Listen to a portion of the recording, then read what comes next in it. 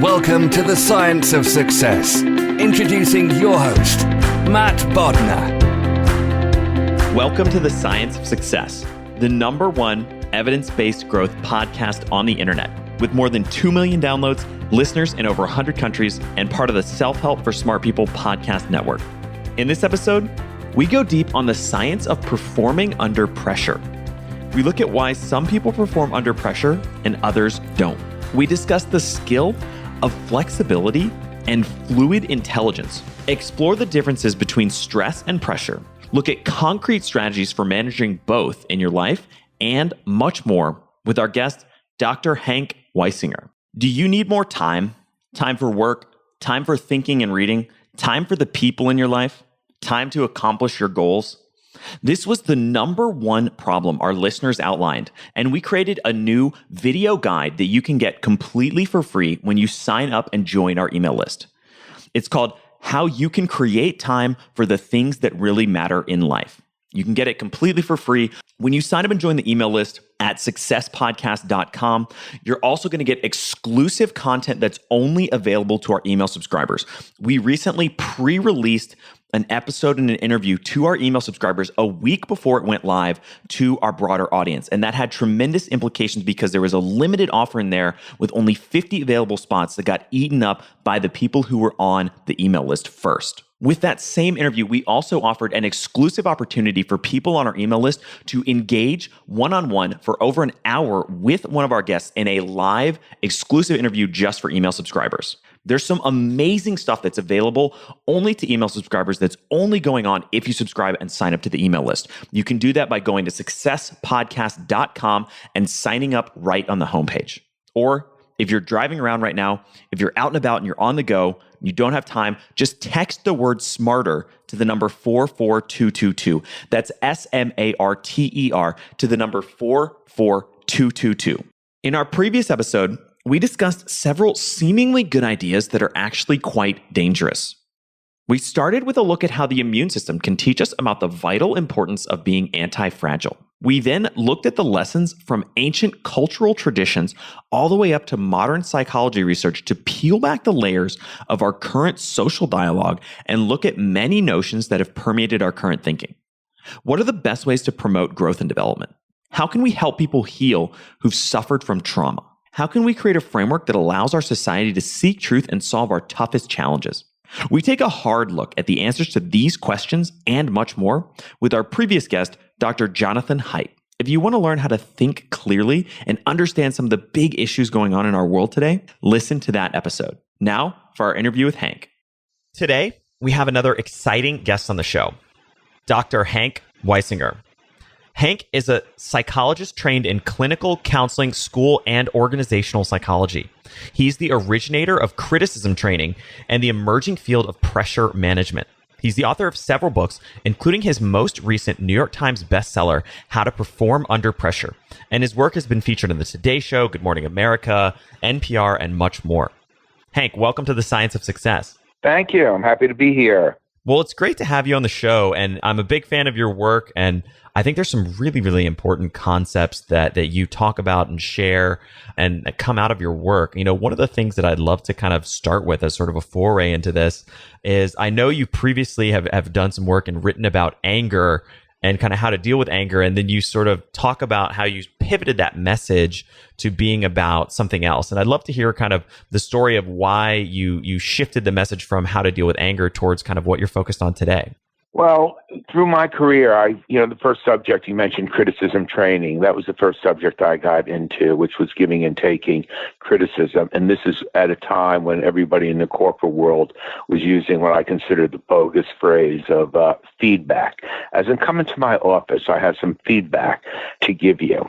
And from criticism, I went into the subject of anger management. Both criticism and anger came out of clinical experiences that I had with patients. And one of the things with criticism I realized is nobody ever comes home and says, I had a great day today, I got criticized.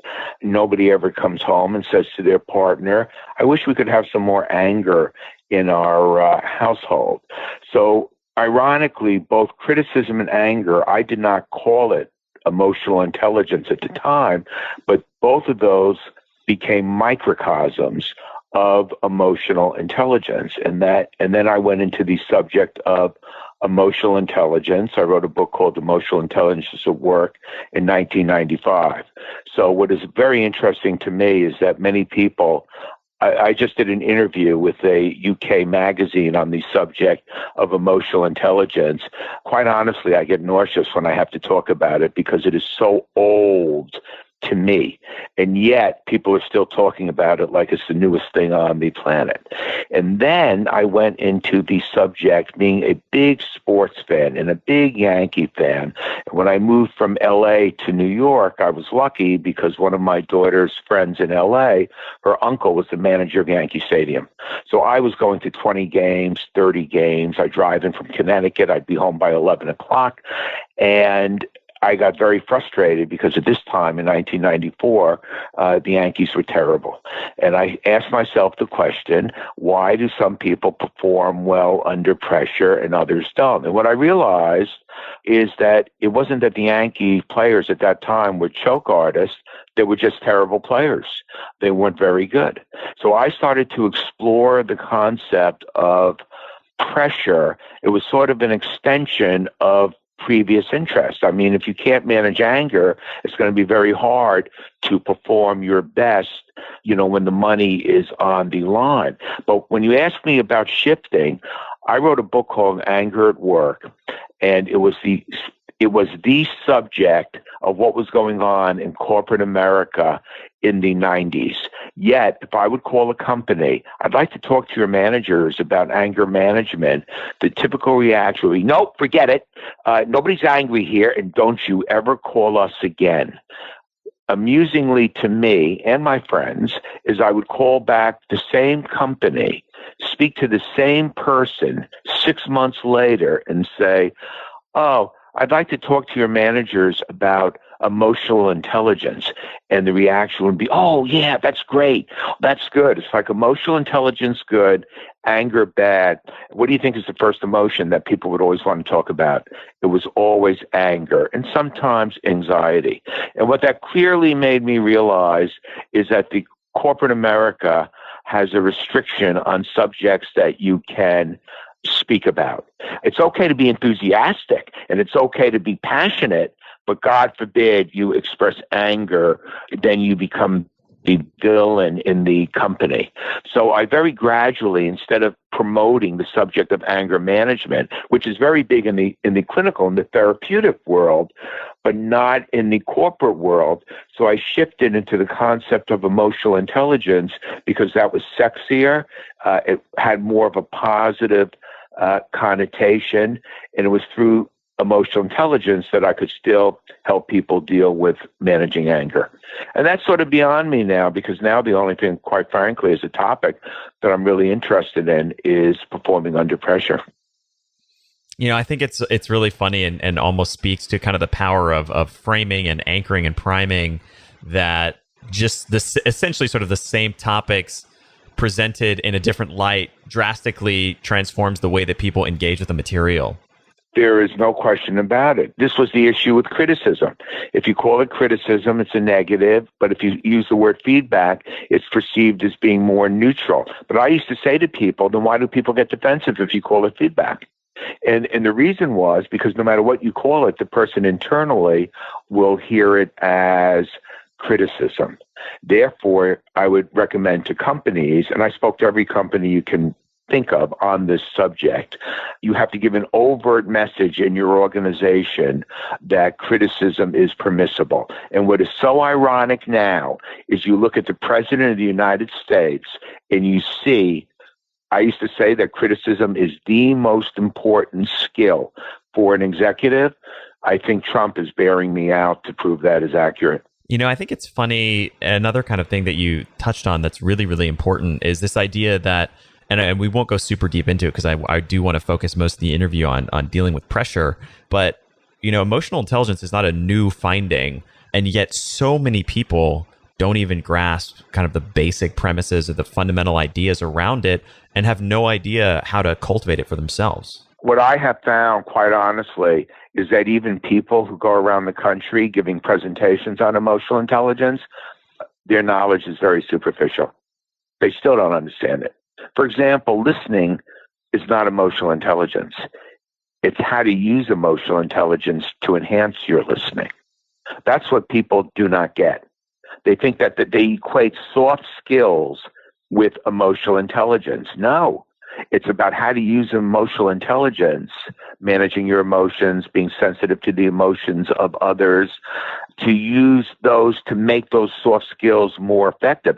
Anybody can give criticism, but there's a difference between a person who applies emotional intelligence in giving criticism than a person who doesn't. So I found that, and that is very upsetting to me as a psychologist, because my biggest problem with emotional intelligence is that it's turned into a business. People promoting emotional intelligence subjects. How many articles do you see? Well, here are the 10 characteristics of the emotionally intelligent person. And then somebody else writes, here are the 7 characteristics. Here are the 15 characteristics. I mean, everybody has become an expert on emotional intelligence.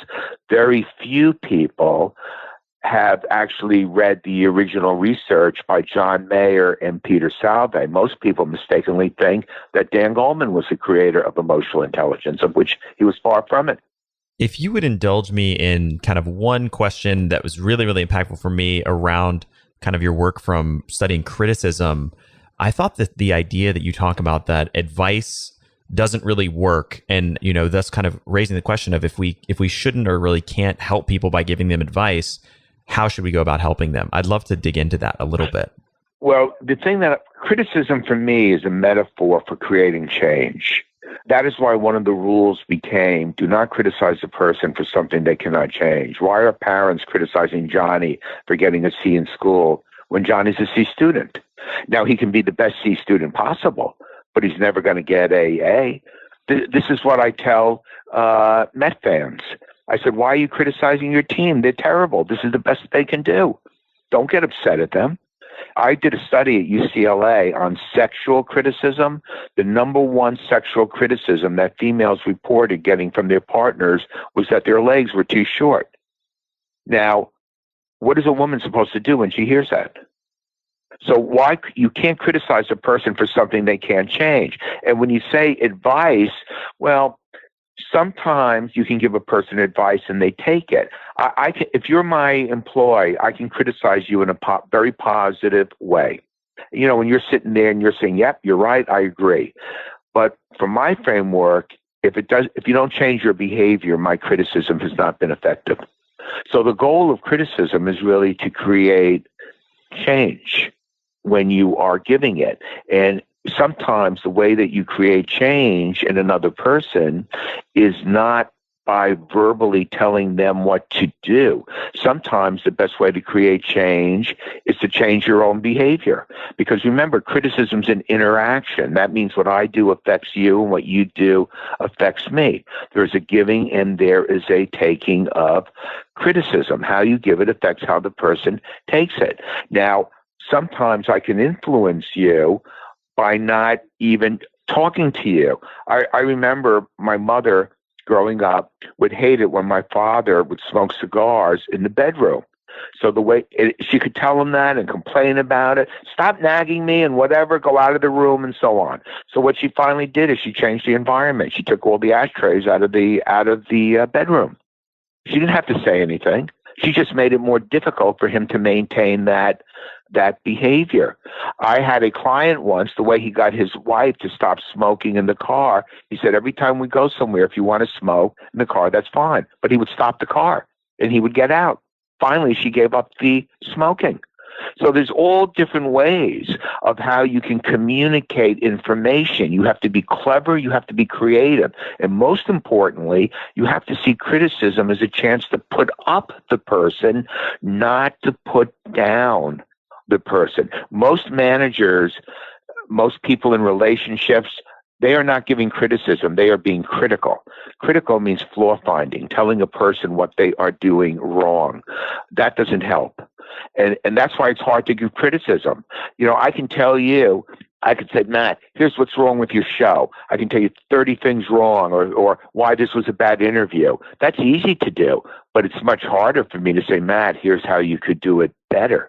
It's hard to tell a person how to improve. It's easy to tell them what they are doing wrong. And that's why another cardinal rule of giving criticism is always be improvement oriented. And one of the ways that you can be improvement oriented on a concrete level is moving it into the future. Next time you give a presentation, remember to ask to leave time for questions. See, as soon as I say next time, your anxiety is reduced because you know you're not going to get fired. You're going to get another opportunity. What a great, series of examples. And I think that really highlights such a fundamentally important part of giving criticism that so many people miss, which is it's not just pointing out all the things that are wrong. It's proactively helping and guiding the conversation or the actions, et cetera, towards finding some kind of solution. The irony is when I wrote my first business book on this subject, which was called The Critical Edge, my editor was wonderful. When I got a manuscript back, first she wrote me a 5-page letter, single space, saying, this is going to be as wonderful and as useful as all your other books. And every time I looked at it in my manuscript, and she had those yellow post tags, 3 of them on every page. But her comments would be along these lines. You need a zippier line here. Use this, and she would give me one, or come up with your own. So it was a wonderful process. And ironically, when I was talking about how to give criticism through writing, I used the letter that she sent to me as an example in the book as a way of, giving her kudos. So the point is, when people think of criticism, we always think of it as verbally telling the person. And I'm saying that the whole process of giving criticism, you have to be a strategic criticizer. Just like companies have strategies and strategic planning, you have to have a strategy when you criticize somebody. And it starts out by simply saying, how can I communicate this information so the person's going to be receptive to it? So if a person's not receptive to it, you can talk all day. So you have to make the person receptive. Sometimes that means that the best time to criticize the person is when you're watching a TV show and you just slip it in because you're using an example from the TV show to illustrate what you're talking about. That's why you always have to be ready. You always have to be ready to make a difference where you can see that you can influence people. When I was working and doing my internship in LA at the Brentwood VA hospital, I worked on a schedule. I get there in the morning, staff meeting, go to the canteen, get some coffee, make some phone calls to my friends all over the country. I had a government watch line. And then at 10 o'clock, I see a patient, and then I become the therapist. And that's for an hour. And then after that, in other words, I let the time of the day dictate the role I was in. And my supervisor said, always think of yourself as a therapist. Because if you always think of yourself as a therapist, you will see opportunities pop up that you can make a difference in the normal course of the day. And I started thinking like that. So now when I'm going to the water fountain and I see a patient there, I'm thinking, I'm going to be next to that guy in 10 seconds. What can I say or do that will actually have a therapeutic impact? And I started becoming more effective. I was giving therapy to everybody, including my friends. I think this notion that communicating information in a way that people will be receptive to it, and the sort of premise behind that you should fundamentally take responsibility yourself for what's going on in your life and what's going on in the world and, those around you, I think is really important. And I mean, you talked about that in another context, which is the idea of blame, right? And sort of instead of blaming other people and kind of giving that attribution to the external world, you should view your own problems as your own ineffectiveness in some form or fashion. Absolutely. I would teach people because, look, Matt, if you start to criticize somebody and then they start to get upset, what do you usually say to them? Calm down. What do you point out? Stop being upset. Yeah, you put calm down. Right. That's right. I like to teach people that when the person gets defensive, instead of saying you're getting defensive, to step back and realize that you're being ineffective. So you're being ineffective when a person gets defensive. If you were effective, they wouldn't get defensive. So very importantly, a good point to develop criticism skills is how quickly can you recognize the defensiveness of another person and to use it as a cue that you're being ineffective. If I'm criticizing my son or daughter, when they were in school about their homework and I see that they start to get defensive, the faster I realize that, the faster I can try something else. The faster a teacher recognizes their teaching style isn't working, the faster they can change. The faster a doctor recognizes that this protocol for chemotherapy isn't working, the faster he or she can change. The faster a coach can realize that his defense isn't working. I mean, how stupid would it be at halftime to say, all right, we're down 30 points, same game plan. So you have to be able to recognize when you are ineffective. The faster you recognize you're ineffective, that's how you empower yourself to try something different rather than blaming the other person. And I think this kind of segues into performance psychology and performing under pressure. I mean, when you look at and study people who are peak performers in literally any field, whether it's sports, martial arts, chess, music, anything, you see these commonalities again and again and again. And I think one of the biggest is taking responsibility and realizing that feedback is from the environment, not necessarily sort of feedback as criticism, but feedback from the environment. If things aren't working, you need to take that burden on yourself instead of getting tied up in your ego and trying to protect whatever sort of mental image you've crafted of how things should be as opposed to how things really are. Yes, and that is why mental flexibility is one of the great cognitive attributes of effective people, because it allows them to change and adapt in the moment. There's many types of intelligence, but two terms. One term is called crystallized intelligence and fluid intelligence. So if I said to you, tell me everything you know about American history, that would be your crystallized intelligence. Fluid intelligence is the idea that you can adapt to a new situation. In other words, golfers who practice golf and they're hitting shots in the middle of the fairway, that's basically a waste of time. It's much better for the golfer to practice shots that they're never going to have to deal with. That's what you develop. Your fluid intelligence is how you perform in novel types of situations. Some athletes can do that. Others lose their composure, and then it's downhill from all that. And you raised an interesting point that I want to clarify when you said, well, if you study elite performance and so on. Because I've listened to some of these sports psychologists that you have interviewed, and I've been on many sports psychology pods, and there's a big difference between a sports psychologist and a clinical or a counseling psychologist. Sports psychologists basically study elite performance, and that's the flaw in the research. That's like somebody who says, okay, we have 300, college seniors who want to go to the NFL. We're going to put them through our program. And then the person says, one of the things we found is that these people are highly competitive. They're very focused. In other words, here are the 8 attributes. Now, my question is, what about all the attributes that they forgot about? Why are there only 8? See, that's a bogus type of research. It's just like survey research. It would be like, I don't know, it was before your time, but it's still a popular book. Steve Covey wrote The 7 Habits of Effective People. And when I spent time with him, I said, how come there's not 8 habits? I happen to know that giving and taking criticism is a key habit of effective people. It's not on your list. I can name 10 others that are not on your list. In other words, it's not experimental research.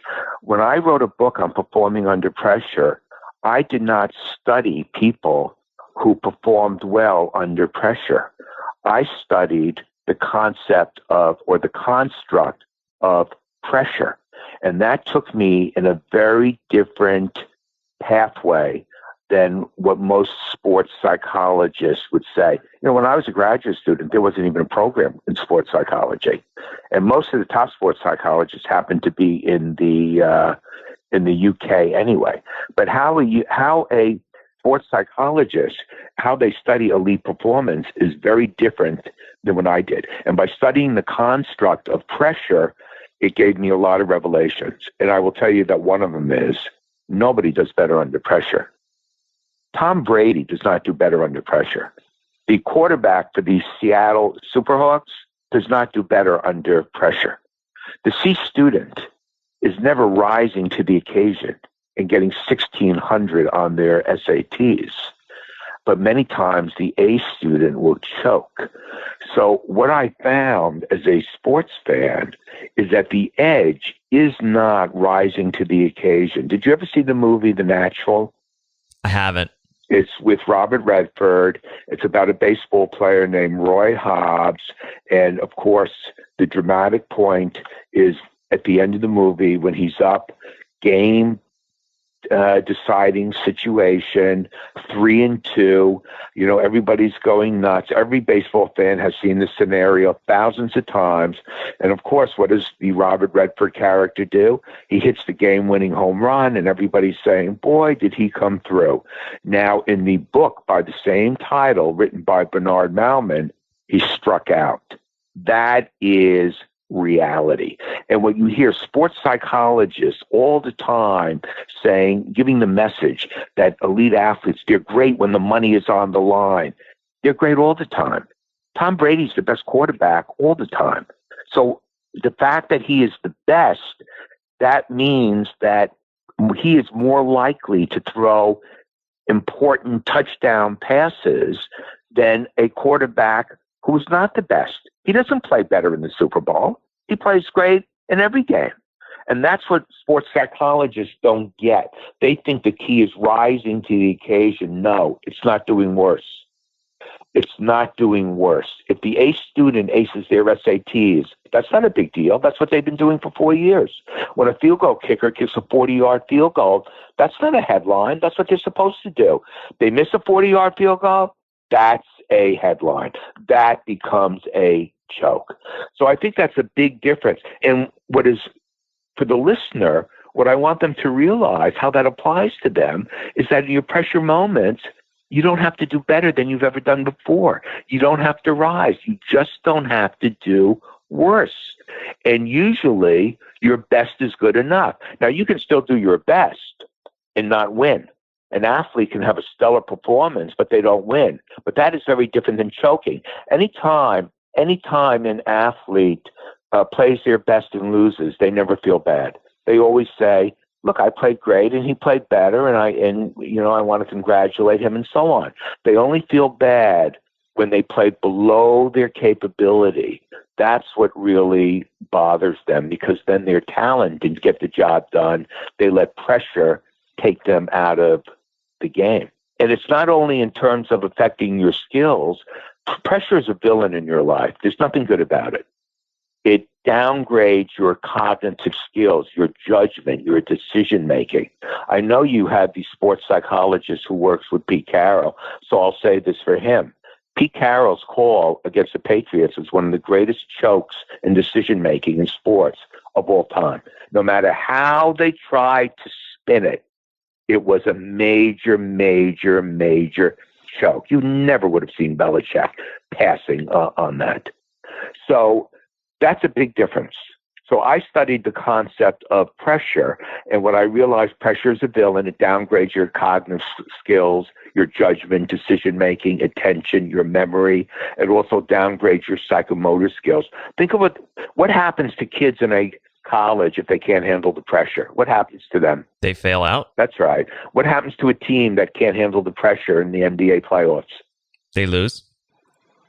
Exactly. That is the function of pressure, to weed you out.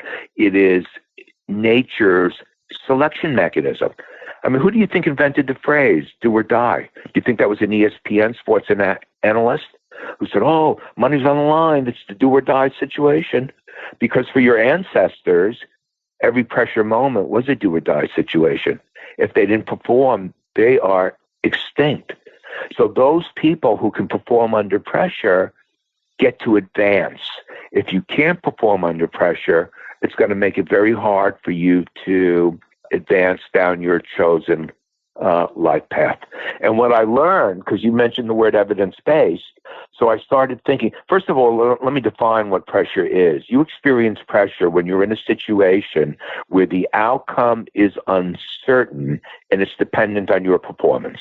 That's when you experience pressure. One of the things I found in doing research, even among researchers, is they confuse the word stress and pressure. Stress and pressure are two different psychological constructs, but most people treat them the same. And as a result, it creates havoc in your life because you treat every stressful moment as though it's a do or die. And as a result, you're on high alert 24/7. That is a terrible way to live. You experience stress when you're overwhelmed, when you don't have the resources to cope with the demands of your environment. So let's say it's 2:00 your time now.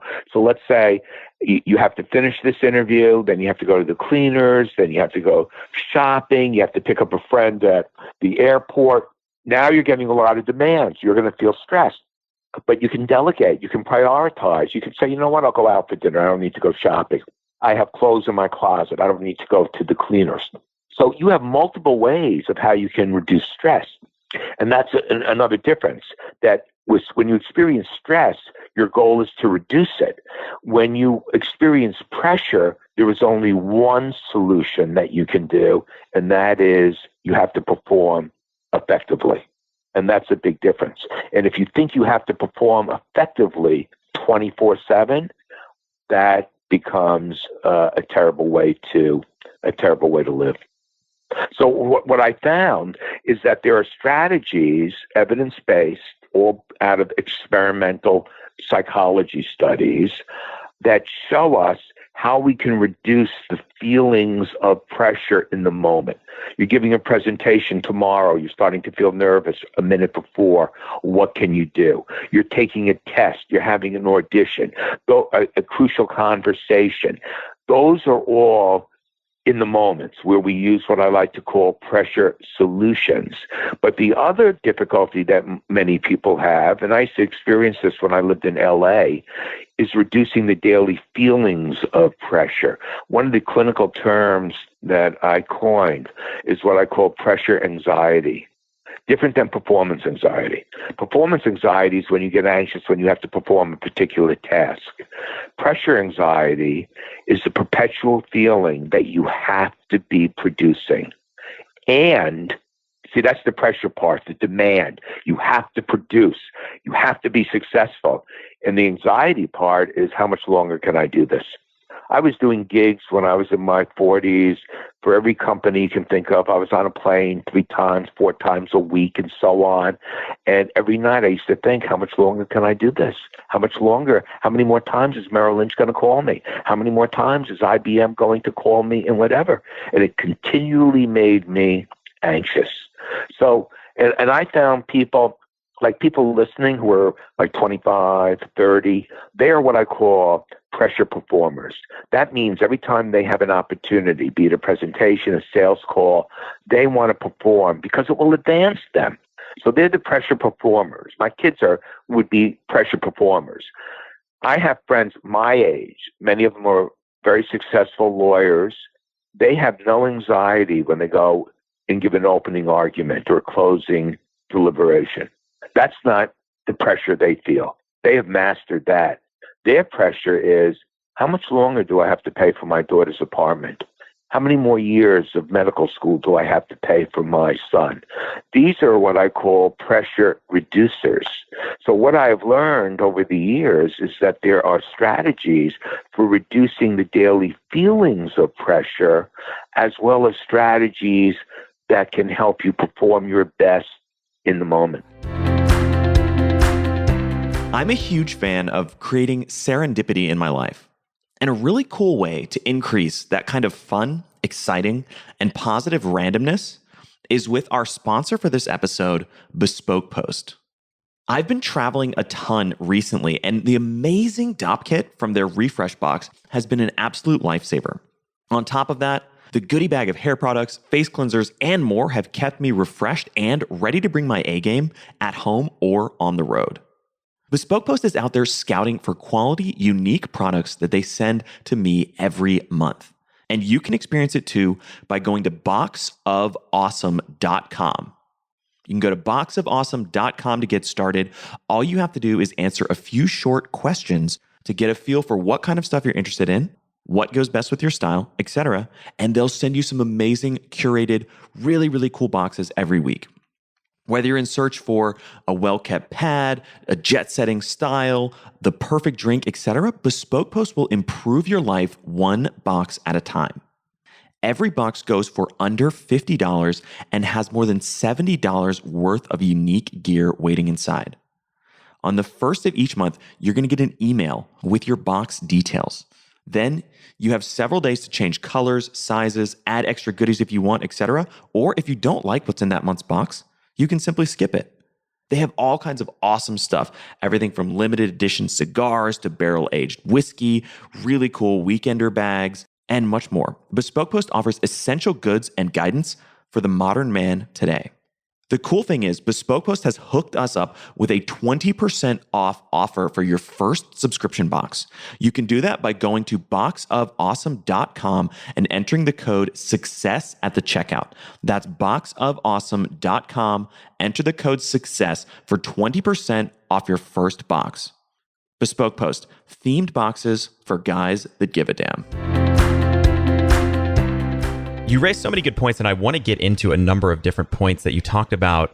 You know, one of the most important things I think is that I think you're right that there's so many ways that you can kind of put the world in a neat little box of 6 or 7 strategies that, you know, work or solve a specific problem. But oftentimes reality is extremely complex and messy, and it's not as easy as just sort of wrapping a bow on it and solving it. But what you've been talking about really makes me think of, I think it's a military sort of saying or phrase, which is you don't rise to the occasion, you fail to the level of your training. I would agree with that. This is like, look at Navy SEALs or look at a sniper who can, make a shot in a storm, that's 2,000 yards away. There's nothing special about that. That's what he's been trained to do. So what that phrase really means is that you just have to do what you've been trained to do. And this is the same thing with athletes. Go in and kick a 50-yard field goal. Why? It's like a golfer that starts thinking about a swing. Why is he doing that? That's what actually makes you do worse, because you become overly self-conscious. He just has to do what he's been trained for.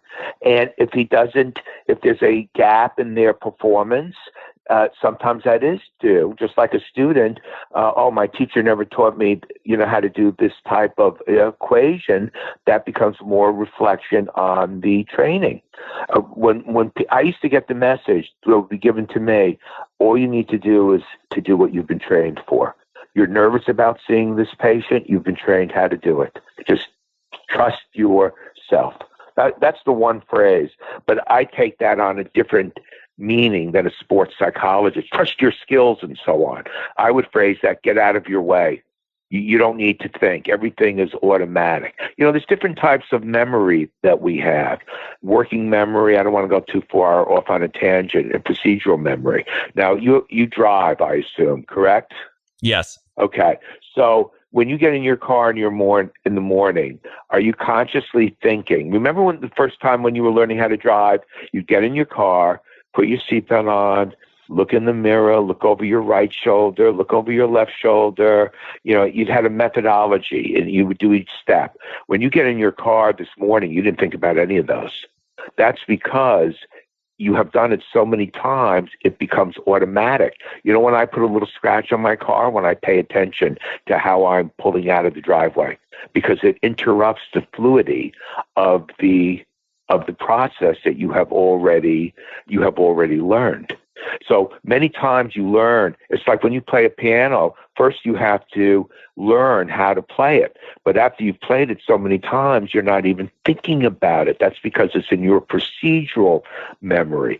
But if you're taking a math test and you need information, that's where you use a different type of memory called working memory, which is like an iPad. Think of yourself as having a mental iPad. Now, there are some iPads that have more storage space, just like some students have more storage space than other students. But if you're taking a math test, the only thing you want on that mental iPad is information about math. If you're in the middle of the test and you start thinking, what are your parents going to do if you don't get an A or you won't get into college? Those thoughts now are taking up space in your working memory. And all of a sudden, when you need to know that formula, it's no longer there. Instead, what is there are those worry thoughts. So this is what pressure does to us. It distracts us. It disrupts our body. It creates distressful feelings such as anxiety and fear. The biggest difference between people who do well in a pressure moment, and when I say well, I mean close to their, capabilities, versus people who fold, is how they perceive the situation.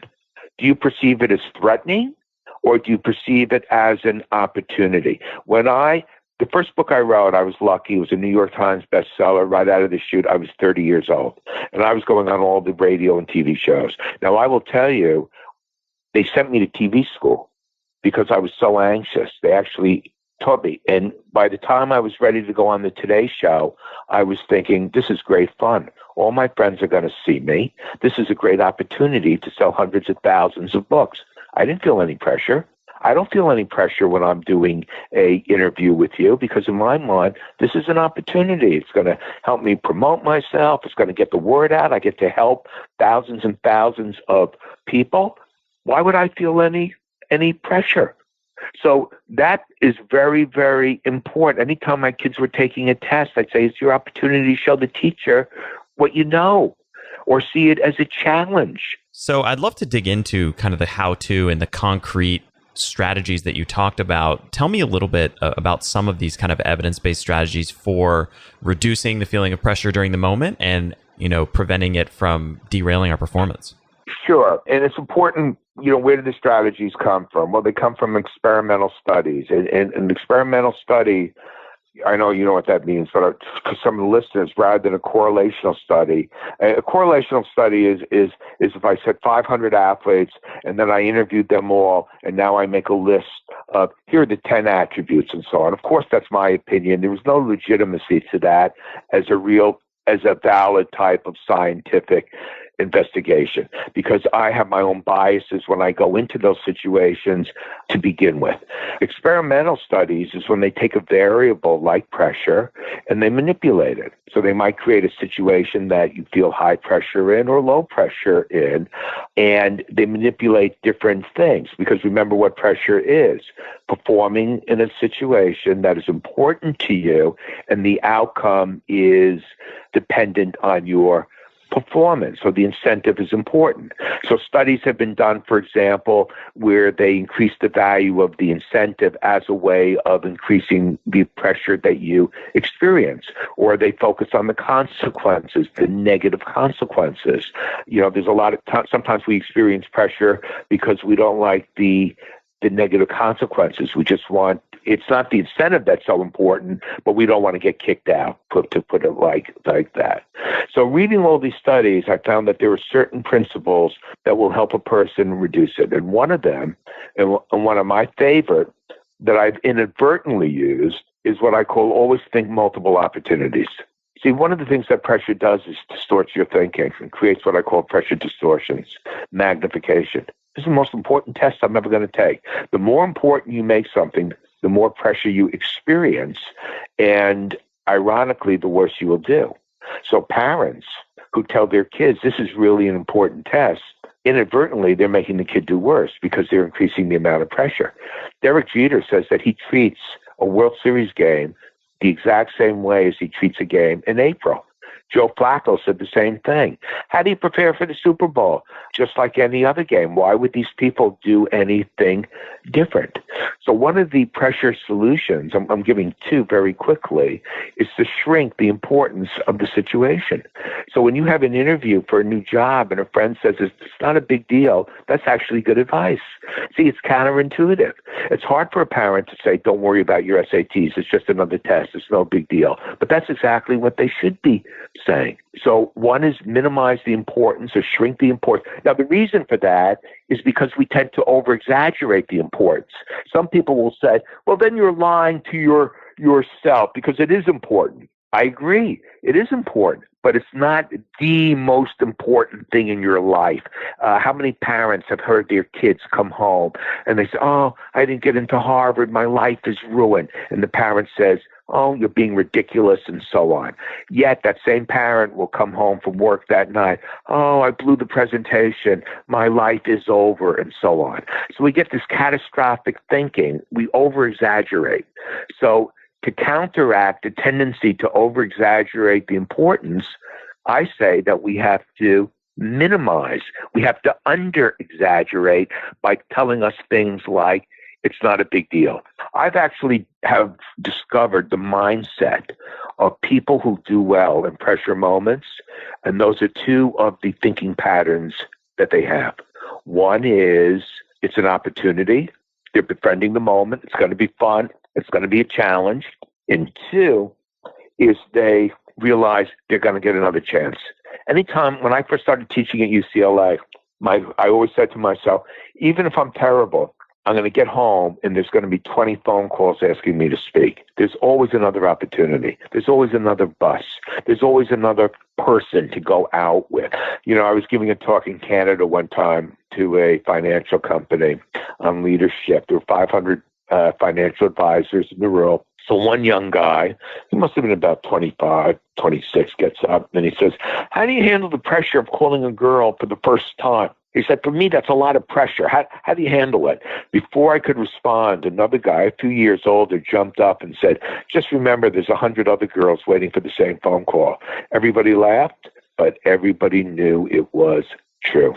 So for listeners who want to kind of concretely implement some of these ideas and solutions into their lives, what would be kind of one piece of homework or kind of an action item that you would give them to start implementing some of this stuff right away? Well, one of the things that I would say, let's say that a person who's listening has a big presentation tomorrow. Now, I don't care how hokey this sounds. There's tons of research to make it, quote, evidence-based. Studies have shown that if you write down your anxieties and feelings, not think about them, but literally write them down, you will do better in your pressure moment. And the reason is because those anxiety thoughts, you've gotten them out of your system. They are less likely to surface in the moment of truth. It's like talking to your friends all day about a personal problem. And then you speak to another friend at 10 o'clock at night and they say, well, what's going on with such and such? And you say, you know what? I'm sick of talking about it. You've literally gotten out of your system. So that's a concrete activity that people can do. Write down their anxieties and their fears the night before. If I am a coach of a team, I have every player doing that. And plus, just to make sure that they do it, I will collect them. A second thing that a person can do, see, one of the reasons that happens in pressure situations is we get over-attached to the outcome and we start to define our self-esteem based on, like the job. So like if you have a bad interview and it's not because you had a bad guess, but because of something you did, whatever, then you get down on yourself and you start to worry and you say, I'm no good and I'm never going to make it, this and so on. So what studies have shown is that if you affirm your self-worth, again, before a pressure moment, I would tell everybody, before you go into a pressure situation, think of 3 good things, about yourself that have nothing to do with your work. You end up doing better because you start to realize that even if you screw up, you're still a worthy person. I used to tell my kids, no matter what you get on the test, you're still great kids. I still love you. My son once asked me, I said, will you get me something good if I do well on the test? I said, of course not. I said, I get you something that you like because I love you. It has nothing to do with what you do on the test. And that to him was at that age, was like a revelation. So people have to affirm their self-worth. I remember years ago, a California Angel pitcher, I think his name might have been Donnie Moore, gave up a home run, and as a result, the Angels didn't get in the playoffs. And the press got down on him for like 5 days in a row, and the guy committed suicide. Now, I will not say, like Malcolm Gladwell will, jump to the conclusion it was that one incident that we can generalize that he committed suicide. But I can tell you that he felt he had no worth. And if he had been affirming his self-worth, so what if I gave up a home run? I'm still a good person. I'm still a good father. I'm still a good husband. That makes a big difference. Sharing your pressure feelings, very important for young men to do. Most of them like to keep feelings of pressure. They don't like to admit it because they think it makes them less manly. That's because they've been watching too many movies and listening to too many sports announcers about stepping up. But sharing pressure feelings is a very smart strategy, whether it's with your partner or whether it's having a team meeting for 5 minutes. Hey, who's feeling a lot of pressure or whatever, and let's get it out in the open. That becomes a very important strategy. Anticipating what could go wrong in the pressure moment. So when I first started teaching at UCLA, I said, well, what do I do if somebody gets up and says, this guy stinks, and walks out of the room? Or worse yet, if everybody says he stinks and walks out of the room and one person stays. And I would visualize myself dealing with the worst possible thing and still doing it with some type of style and dignity. So it's always good. Tom Brady will anticipate every defense that can be thrown at him on that. So then when it comes, he's ready for it. That's the difference between people who lose their composure and people who don't. So anticipating is another one of those mental strategies that a person can use. Meditation. Studies have shown that if you meditate, the magic number is 12 hours. It doesn't have to be in a row. You start to create changes in your brain. And as a result, it becomes easier to relax on cue. So if you're into practicing meditation, that's another quote pressure management strategy that you can use. And these are all accessible. Well, what I want people to realize is that managing pressure doesn't require you to do anything new. It just requires you to do something different. You're using your natural tools. Your natural tools are your thoughts. Everybody has thoughts. But how a person who performs well under pressure thinks is different than a person who chokes. We all have physiological arousal that for people who do poorly under pressure, that arousal gets out of control. That's when they feel butterflies or they feel that their body tensing up. That's why learning how to relax is very, very important. And it impacts our behavior. How many movies have you seen where the person gets so nervous the bad guy's chasing them, they can't even put the keys in and start their car or open their door? So that's your human performance system. Visualize a triangle. Thoughts, arousal, and behavior, like a triangle. And all those three factors interact with each other. And what pressure does is it sabotages, it attacks each one of those components. And those strategies that I mentioned are ways to fight back so that you're in control of your thoughts, you're in charge of your behavior, and you are in control of your physiology. And for listeners who want to dig in, learn more, and find you and your work online, what's the best place for them to find you? I would invite everybody to go to my website, which is Hank Weisinger, Weisinger, PhD.com, and they'll see a whole bunch of articles and videos for free that I think that they will find very useful. There's a lot of good articles on the blog. There are also radio interviews to listen to. I intend to put the link of this podcast up there as well. And also, Matt, I want them to look under courses, and they will see my online Performing Under Pressure class. And it's not ready yet, but I will give you a coupon code that you can pass on to your listeners that will give them a 30% discount on the class, which they have access to for life. And I am always updating it. Quite frankly, I think everybody will find it very, very, very useful. Well, we'll make sure to include that code in the show notes for listeners who want to find it. Again, successpodcast.com. You can find all the show notes on there. Hank, thank you so much for coming on the show, for sharing all this knowledge and wisdom. Obviously, a tremendous amount of research and clinical experience, and it really shines through in all of the examples and stories that you provided. Well, thanks for having me, and I hope to come back in the future. Thank you so much for listening to The Science of Success. We created this show to help you, our listeners, master evidence-based growth. I love hearing from listeners. If you want to reach out, share your story, or just say hi, shoot me an email. My email is matt@successpodcast.com.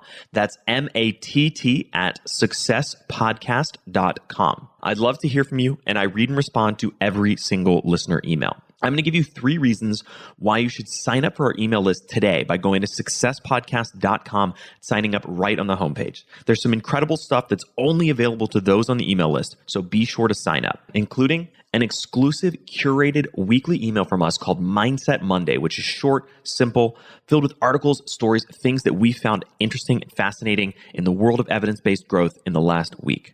Next, you're getting an exclusive chance to shape the show, including voting on guests, submitting your own personal questions that we'll ask guests on air, and much more. Lastly, you're going to get a free guide we created based on listener demand, our most popular guide, which is called How to Organize and Remember Everything. You can get it completely for free, along with another surprise bonus guide by signing up and joining the email list today. Again, you can do that at successpodcast.com, sign up right at the homepage, or if you're on the go, just text the word SMARTER, SMARTER, to the number 44222. Remember, the greatest compliment you can give us is a referral to a friend, either live or online. If you enjoyed this episode, please leave us an awesome review and subscribe on iTunes, because that helps boost the algorithm, that helps us move up the iTunes rankings and helps more people discover the science of success. Don't forget, if you want to get all the incredible information we talk about in the show, links, transcripts, everything we discuss, and much more, be sure to check out our show notes. You can get those at successpodcast.com. Just hit the show notes button right at the top. Thanks again, and we'll see you on the next episode of The Science of Success.